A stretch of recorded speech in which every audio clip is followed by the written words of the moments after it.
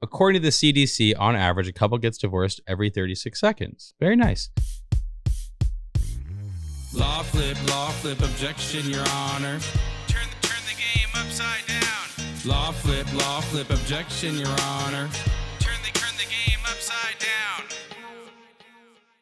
What's the deal, everybody? This is LawFlip. This is the place to be. It's a conversation about law, life, politics, and everything in between. We have Louis Benowitz. Hola. We have Cara Boroda. Hi. Who I've known for 30 years. We're really excited about this episode. It's the holidays, guys. It's exciting time of the year. And we had Ariane, our producer, go get us some holiday stuff. Now, what we didn't realize was the 99-cent store only has Christmas stuff. It's fine. We have technology. We love technology. So what we did was we put menorahs up and down. We got the snow, LawFlip. It's beautiful. We're ready to go. Everybody's ready to roll into a holiday episode, right? Absolutely. Okay, sure. So this is what we're going to do. We want to say thank you to everybody who's shown love and support so far. It's been toasty. It's been exciting. First few episodes, we got a lot of love, but we got to keep the love going. So we want to see you liking, sharing, commenting. Benjy's crazy. I don't care what you say in the comment. Just say it. We love it. Just get us rolling on the algorithms. However they work, just keep it going. So let's flip the game upside down.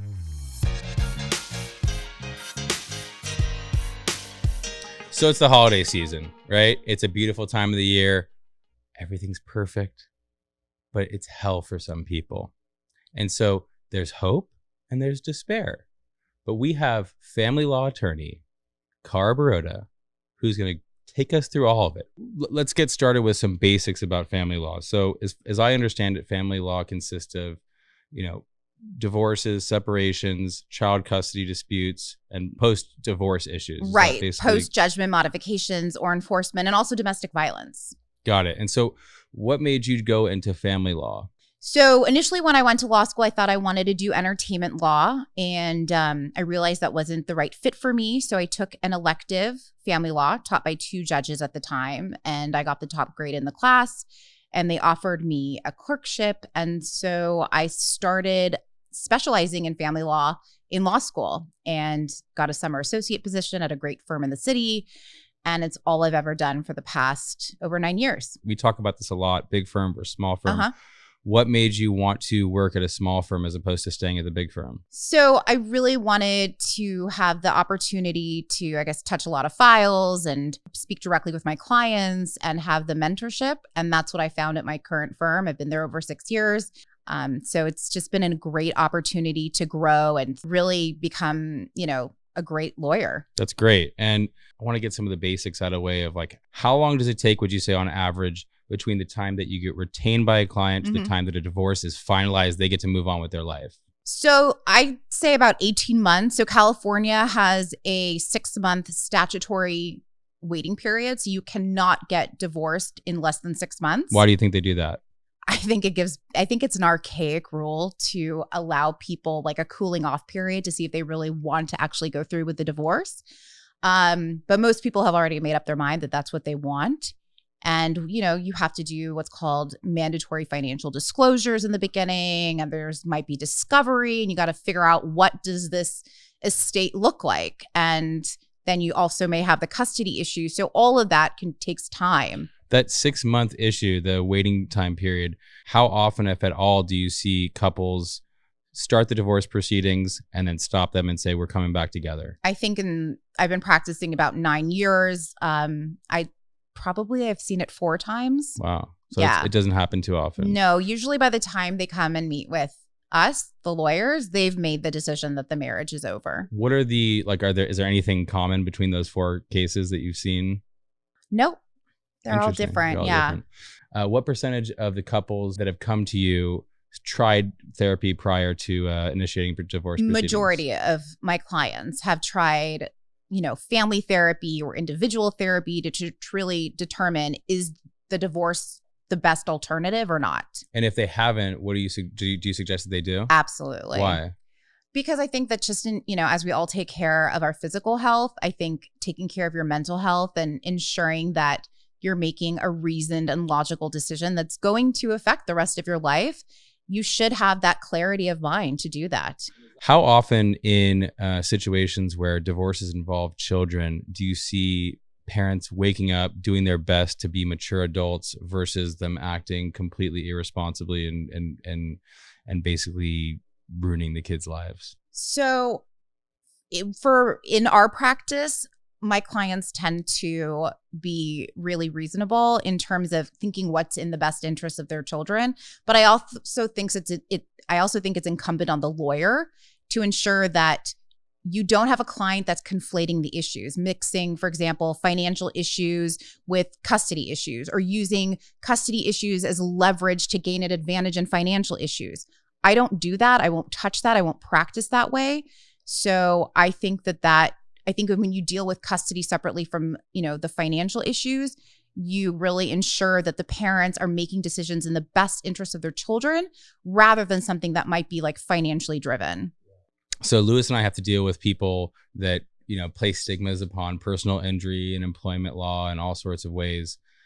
The one that we hear most often about family law attorneys is they basically exploit people at their weakest moment, and they take advantage to basically take as much money out of the pot as possible. How do you address that? So first of all, when a client comes to meet with us, or a potential client comes to meet with us, they've already made the decision that the marriage is over, or there's problems that can't be repaired. So the idea that we're breaking up families or taking advantage of them, that's just a myth. Like we were speaking about earlier, I think that what we're doing is we're trying to figure out, how to dissolve that marriage in the most equitable way.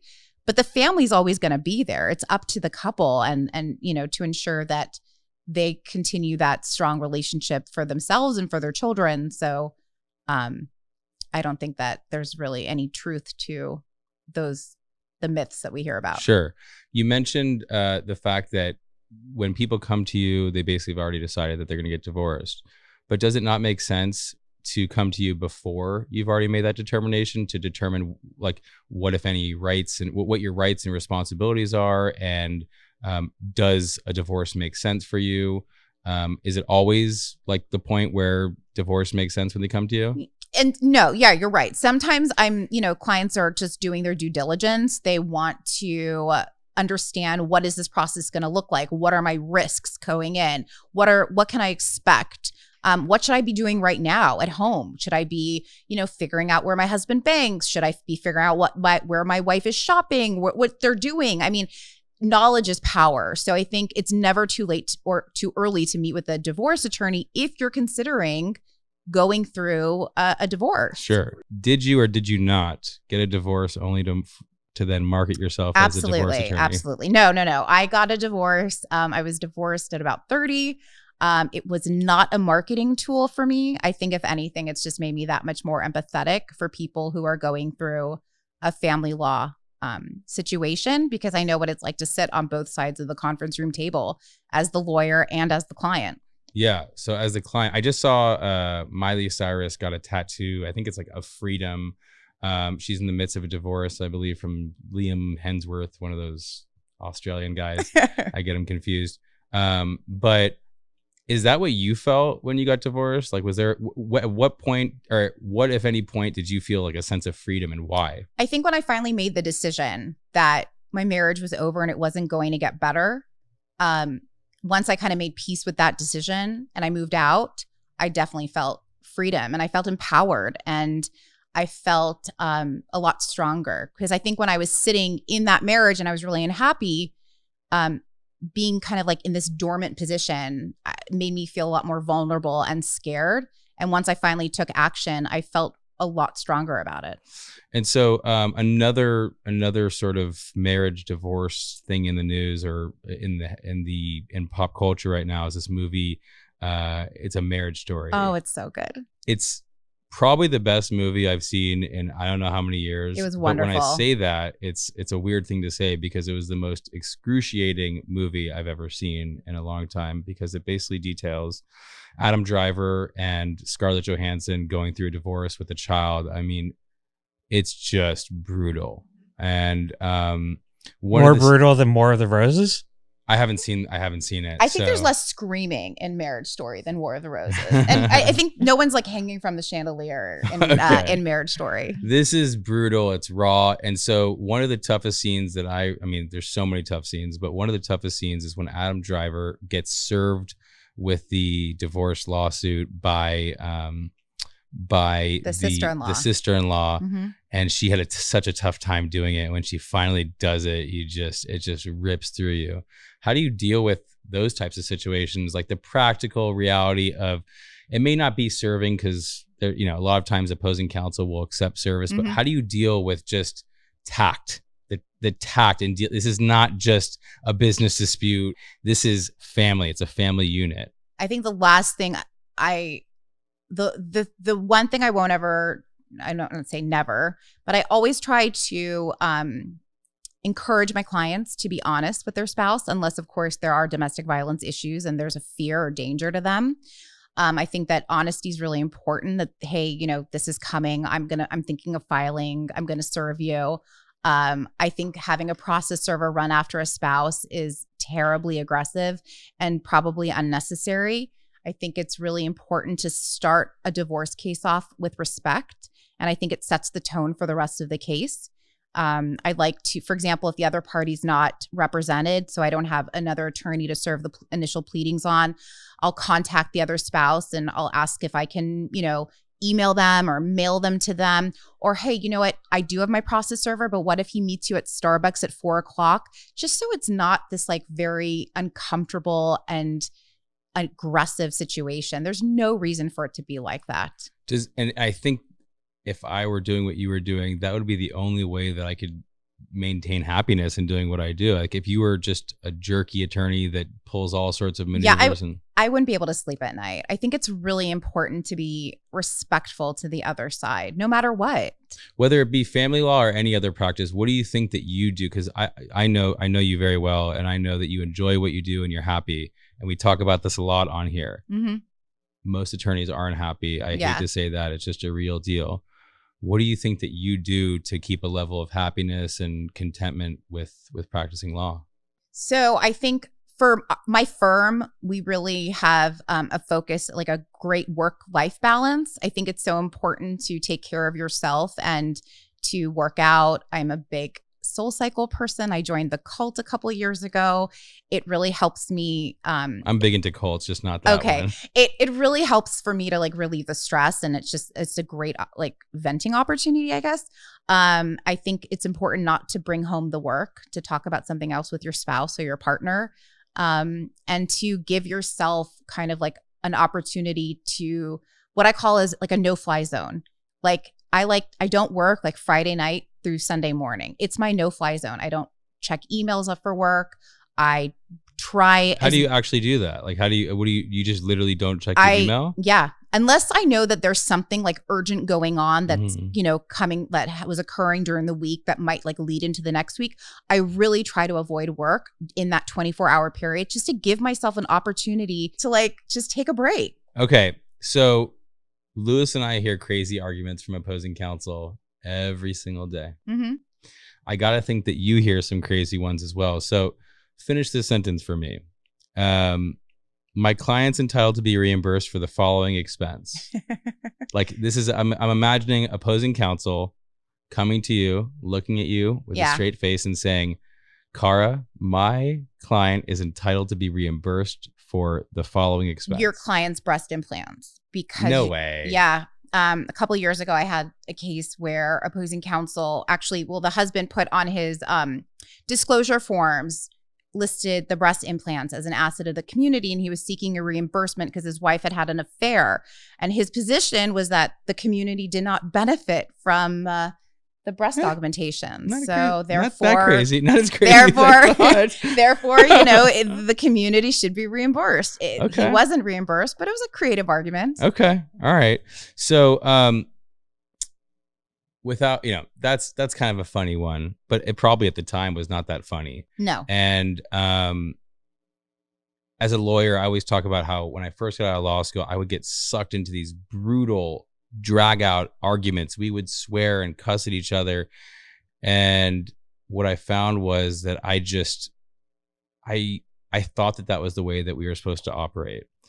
And that was just in business cases and in business litigation before I moved over to doing personal injury and employment. And I got to imagine in family law cases, it's even harder to stay away from that. Like people, opposing counsel make these ridiculous arguments, and it's so hard not to get emotional, but people pay attorneys to not get emotional and to deal with things objectively. How do you do that? How do you not get sucked into the emotional craziness of a family law case? I stay firm and not reciprocating. When I get hit with those like crazy emails and the posturing and those self-righteous statements from lawyers, I'm not going to litigate via email, and I'm not going to litigate over the phone. So save your arguments for the court. Couldn't agree more. I love that. Okay. Will you stick with us for the news stories? Absolutely. Okay. So let's roll.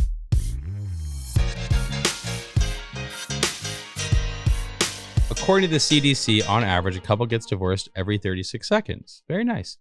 One LA firm says that divorce rates spiked by nearly 1/3 in January, right after the holidays. While this is great for Cara's business, it's not so great for the couples going through it. Okay. The biggest question is, why do divorce rates spike so much right after the holidays, Cara? Well, in December, I think a lot of people are forced to spend a lot of time with their families. I think there's also the financial constraints. Also, new year, new change to move forward and to start a new chapter with their life. And it's like a diet. Exactly. You're not losing the pounds, you're losing a person. A lot of pounds. A lot of pounds, yeah. But what do couples tell you about why they decide to stay together through the holidays and then split? The number one reason I hear is for the children, to really give like a semblance of normalcy for the kids.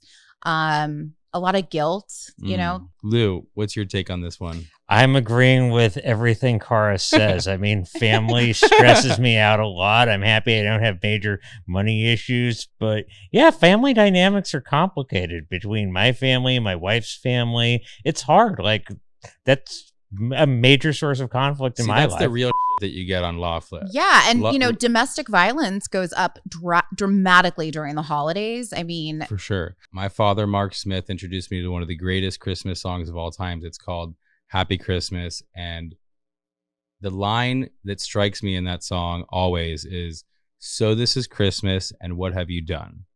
And what I think about is, as it relates to the stat, is I think everybody, like you said, is looking back at this year and thinking about, oh, I got a bad raise. I'm not in a good financial position. I'm not everybody. The people that are viewing this in a negative light are thinking about all the things they haven't accomplished in this past year, haven't gotten done.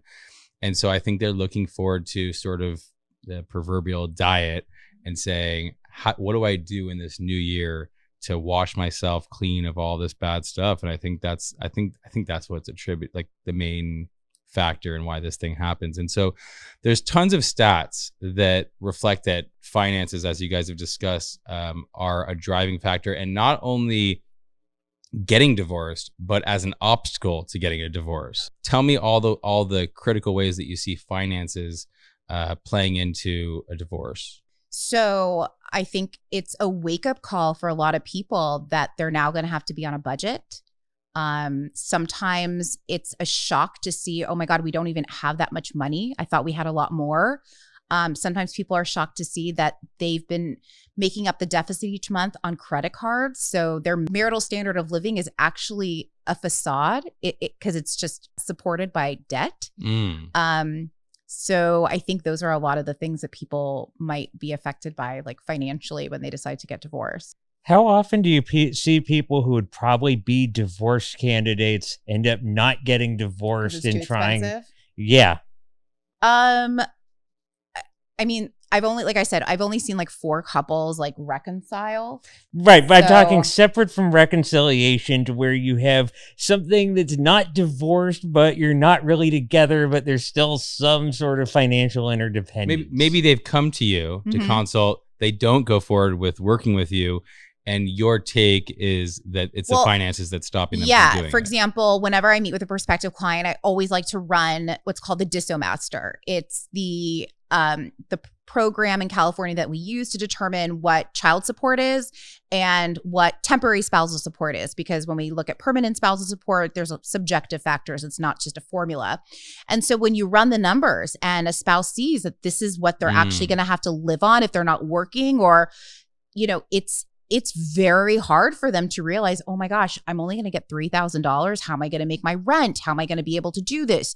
So rather than leave the marriage, maybe they're going to stick it out because financially they can't take that hit at this point in their life. Okay. I think we've run this issue down. I want to get into one of the all-time great songs from, is it the 90s or the 2000s? It's called Bye Bye Bye.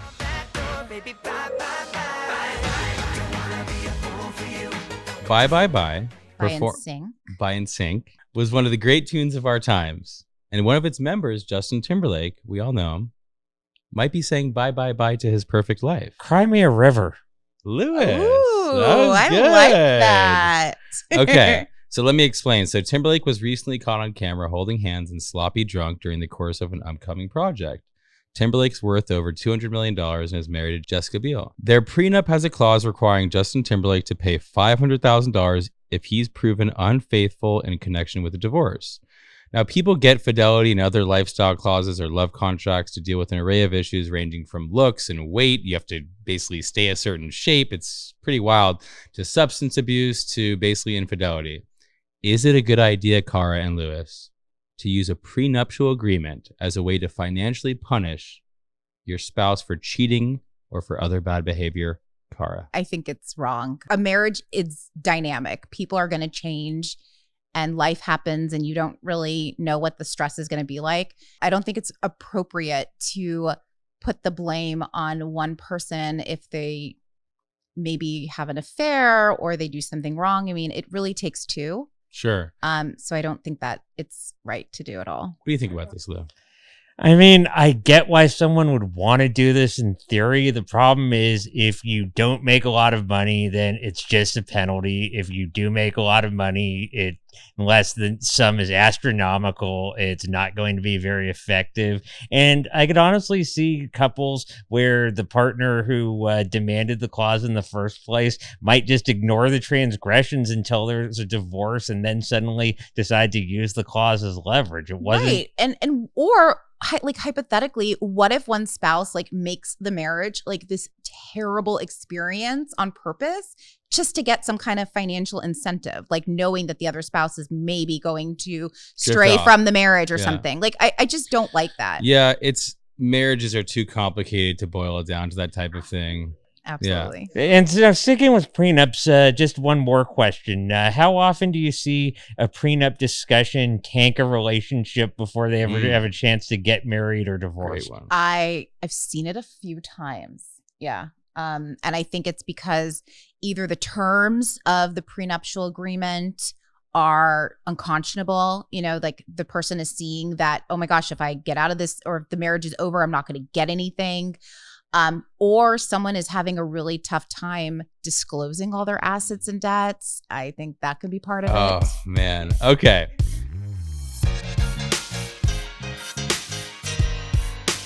Sticking with the subject of cheaters. Okay. The House of Representatives passed 2 articles of impeachment against President Trump, one for abuse of power and one for obstruction of Congress. Now, there's no real dispute about what happened. Trump engaged in the conduct at issue. He did. There's also little secret that the Republican majority in the Senate will likely vote to acquit Trump, regardless of how the trial is conducted or what the facts actually show. This impeachment process makes me wonder, what are everyone's thoughts on going through trial or beyond in a meritorious case that you'll probably lose? Cara. So I think that you need to have informed consent with your client. So get them to understand that it's going to be expensive. I think that if they are understanding the quantitative value of what they're going to be doing, maybe they're not going to be as inclined to go through with that trial if they're not going to win. But as lawyers, we're trained to be zealous advocates. And we may not believe in the cause, or we may not believe in the fact that we're going to win.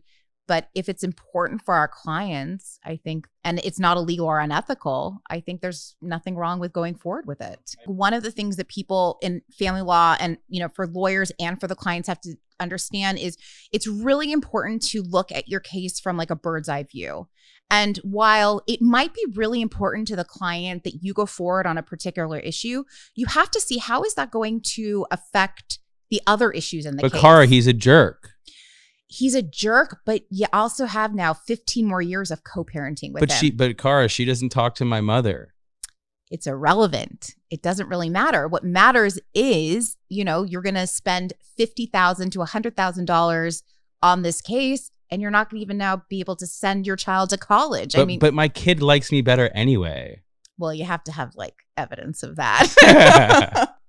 Okay, Lewis, what do you have? It's something that lawyers probably shouldn't do that often, but it's also something lawyers just sometimes need to do. Using a baseball analogy, there are times when you would rather strike out swinging than take a called third strike. Nobody wants to lose, but sometimes losing in the short term is necessary for winning in the long term. Okay, I think that we want to keep up with the theme of the holiday, and I want to talk about this Huffington Post article, which talks about bad holiday gifts.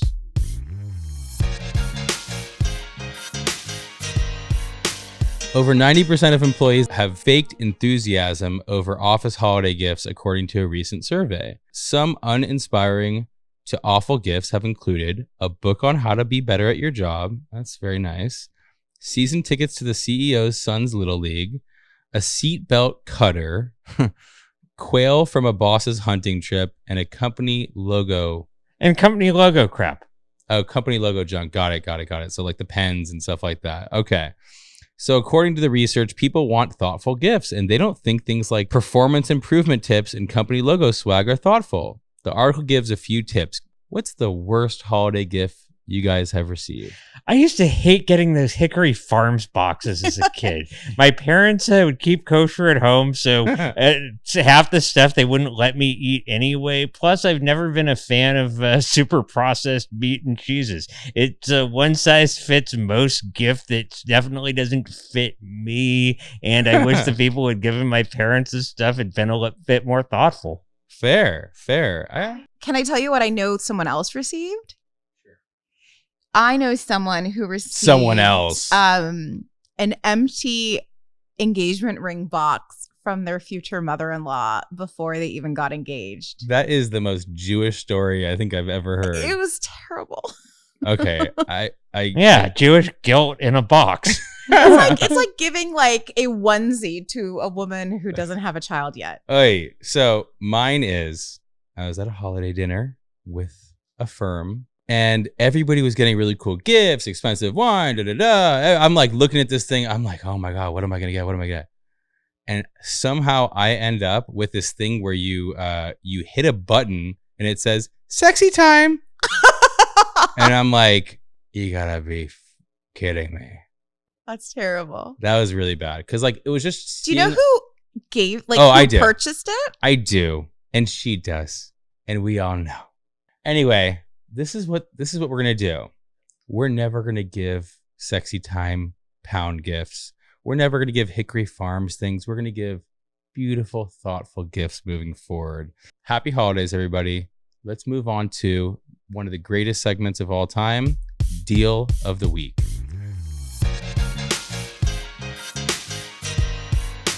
Lewis, give the people the deal of the week, baby.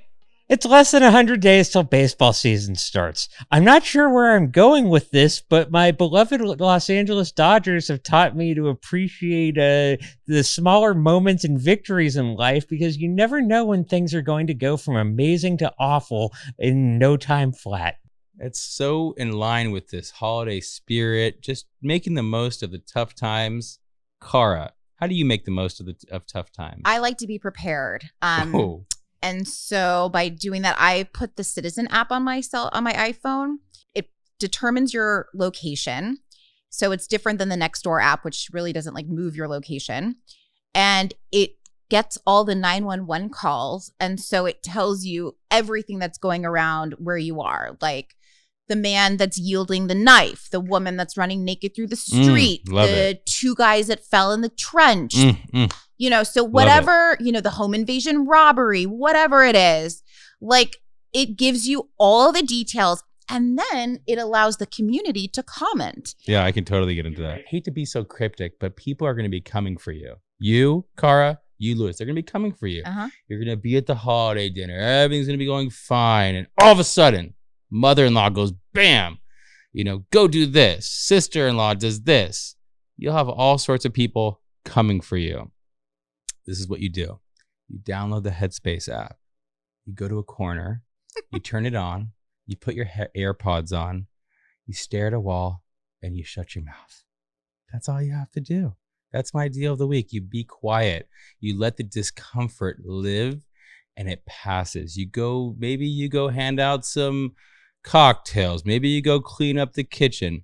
Just let the discomfort live. What do you think? Or Xanax. Oh, okay. Well, to each their own. I want to move to what's known as legal tip of the week. This is a really important one because people think that they can be their own lawyer. And as they said in law school and many other places, a person who has himself as a lawyer has a fool for a client. In line with letting people know that you need to get an attorney to handle your legal matters, what's just some general legal tips that you can give to the people, Cara? It's never too soon to visit a divorce lawyer. Ooh. What are we talking here? Well, you know, if you have concerns about your marriage or concerns about where the money may be going, it's a good idea to meet with a divorce lawyer and do your due diligence. Knowledge is power. Doesn't mean you have to bite the bullet and sign the retainer agreement and commence the proceeding. But it might be a good idea to kind of find out what your rights are, what your risks are, so you're prepared. I can vibe with that, Lewis. Check your company's sick pay policy. Some companies have sick pay policies that make you forfeit your sick days if you don't use them up before the end of the year. So with the end of the year coming, you better take advantage while you still can in case your company is going to make you forfeit them. I love that. Now, you asked me what my legal tip of the week is. I hate to sound like my grandma Viva in New York, but a lot of bad things happen around the New Year's and the holidays, okay? It's a terrible time. Things are going wrong. There's drunk driving. There's all sorts of shenanigans. What do you need to do to address those shenanigans, Grandma Viva? Check all of your different insurance coverages. And you got to be adequately insured. So check your homeowners, your umbrella, everything, auto, all of it, collections. You know, like that Home Alone scene where they steal the stuff? Your collectibles, your jewelry, check it all. I'm not an insurance broker, but I do believe in suing them when you have the ability to do so. So make sure you're properly insured so that we could sue them when something bad happens, which hopefully won't happen to you. Fair? Fair. Fair? Totally fair. Okay.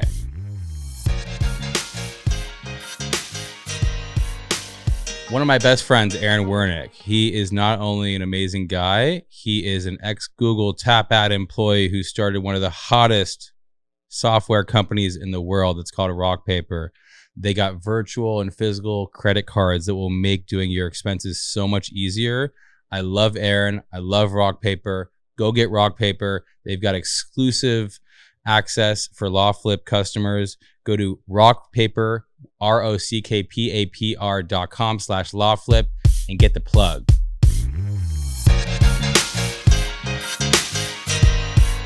This episode was so hot, it was burning, even though it was cold outside. We had an incredible guest, Cara Boroda. She crushed this episode. Tell the people where they could find you. You can find me at my law firm, Van Oorschot Law Group in Century City. We're on Santa Monica Boulevard, right near the fancy. Century City Mall. You could email me at clb@mvolaw.com. Happy to answer any questions you may have about divorce, custody, premarital agreements. We have a great website, www.mvolaw.com.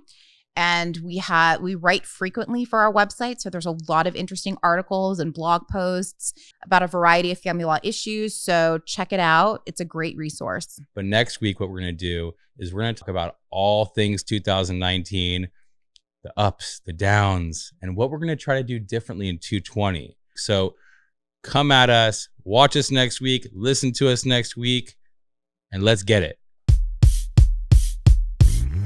LawFlip, objection, Your Honor. Turn the game upside down. LawFlip, objection, Your Honor. Turn the game upside down. Okay, so Ariane, they're asking where they could find us. So for LawFlip, it's at LawFlip and LawFlip.com. For Smith & Benowitz, our law firm, which does personal injury employment and class actions, you can find us at Smith Benowitz and SmithBenowitz.com. For the personal stuff, like where you're really going to find the juicy stuff, at Benjy Smith and BenjySmith.com.